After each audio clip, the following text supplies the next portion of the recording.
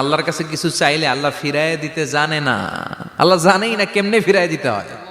সুবহানাল্লাহ কোন চাওয়া মাত্রই আল্লাহ বলে অ্যাকসেপ্টেড, যা কবুল, দিব দিব না এটা বলতে জানে না, চাওয়া মাত্রই বলে দিব। তিন সিস্টেম। নাম্বার 1, আপনি আল্লাহর কাছে দোয়া করলেন, চাইলেন, আল্লাহ বলে দিব, বলেই তিনি দিয়ে দেন আর আপনি খুশি হয়ে যান, পেয়ে গেলেন।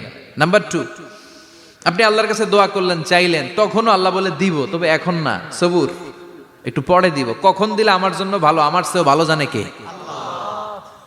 পরে দিবে। নাম্বার 3, চাইলেন, দোয়া করলেন, আল্লাহ তখনও বলে দেব, তবে এখনো না, পরেও না, কিয়ামতের দিন যেদিন বিপদে পড়বে ওই দিন দেব। যেদিন তোর বাবা তোরে চিনবে না, তোর মা তোরে চিনবে না, বন্ধু বন্ধুরে চিনবে না, পীর সাহেব মুরিদরে চিনবে না, মুরিদ পীর সাহেবরে চিনবে না, ইমাম সাহেব মুসল্লিরে চিনবে না, মুসল্লি ইমাম সাহেবরে চিনবে না, কেউ কাউরে চিনবে না। ওই কঠিন দিনে তোরে আমি বাঁচাইয়া দেব। তাইলে দোয়া যা করছেন ছোটবেলা থেকে আজকে পর্যন্ত লস হয়েছে না লাভ? লস না লাভ?